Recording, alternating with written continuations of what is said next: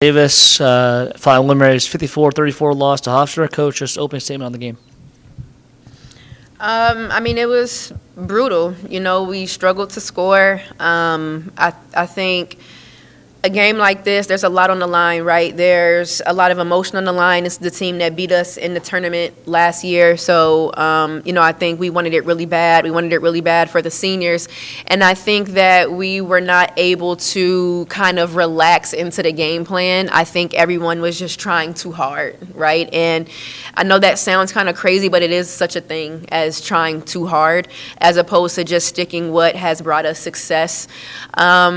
This year has been filled with a lot of lessons, both for myself, for my coaching staff, more than anything. We have to be able to be problem solvers as coaches, and just something that we need to work on as I continue to grow in this position and as my staff continues to grow as well.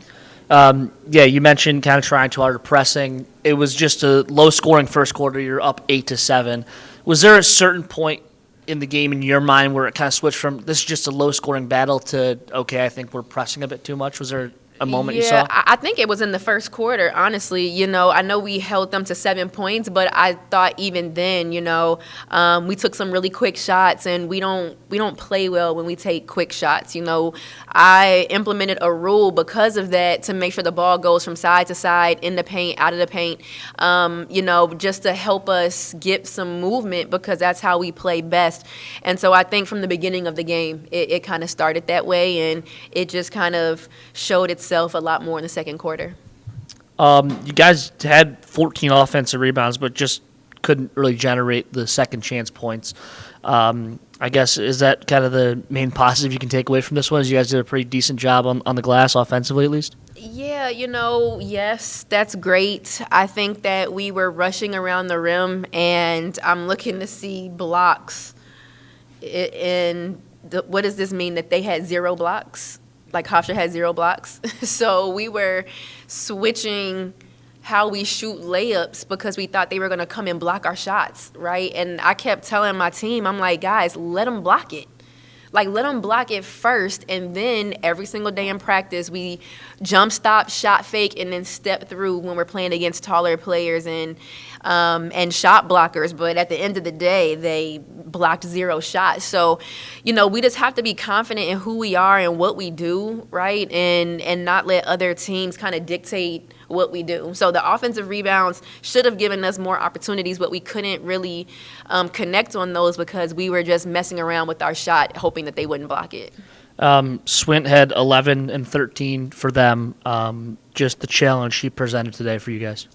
She is a fifth-year senior. She has a lot of minutes, a lot of points, a lot of games, a lot of games started under her belt, right? I expect nothing less from that kid. She is easily one of the best post players in our league, right? She was that last year as well. She was 5 of 6 from the field. 1 of 2 from the free throw line. You couldn't ask for a better game from her in a low scoring game, right? And so, my post players are young, right? Freshmen, sophomores. Tika practices Ramadan, so she's in the middle of that right now. KB has been sitting out for a while. I expected nothing less, right? She is a great player, and if she decides to play after this, I think she'll have a great pro career. Obviously not the way you want to send the senior class out in their last home game, but just what they have meant to you in this program, in your first 3 seasons here. I'm going to say this, and this might be an unpopular opinion, but I'm not going to say that I'm glad that we lost because I'm absolutely not. However, I do hope that this lights a fire in us as we continue to go into March, right? I didn't want them to feel like, I even said in the locker room, I'm like, this is not our last game.